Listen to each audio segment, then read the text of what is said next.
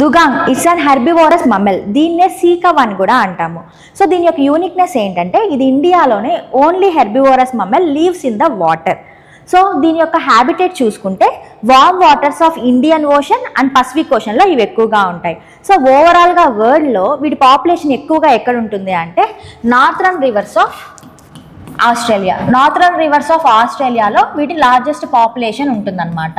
And second largest ఎక్కడ ఉంటుందంటే Arabian Gulf దగ్గర ఇవి ఎక్కువగా ఉంటాయన్నమాట. సో ఈ 2 ప్లేసెస్లో దుగాంగ్స్ అనేవి ఎక్కువగా ఉంటాయి. ఫర్ ద ఫస్ట్ టైం ఇండియాలో తమిళనాడు గవర్నమెంట్ అనేది దుగాంగ్ కన్జర్వేషన్ రిజర్వ్ని స్టార్ట్ చేసింది. ఇది ఎక్కడ ఉంటుంది? Gulf of Mannar. So Gulf of Mannar Palk Bay దగ్గర ఉందన్నమాట ఈ కన్జర్వేషన్ రిజర్వ్ అనేది.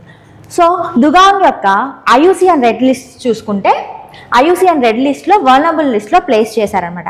యాక్చువల్లీ ఇది ఇండియాలో రీజనల్లీ ఎండేంజర్డ్ లిస్ట్లో ఉంది. And wild life protection act 1972 కింద షెడ్యూల్ 1లో ప్లేస్ చేశారు. అండ్ సైట్స్లో కూడా అపెండిక్స్ 1లో ప్లేస్ చేయడం జరిగింది.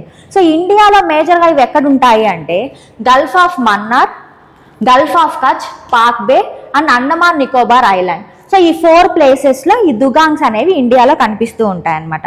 సో PYQ చూసుకుంటే with reference to dugong a mammal found in India which of the following statements are correct? It is a herbivorous marine animal. Correct statement.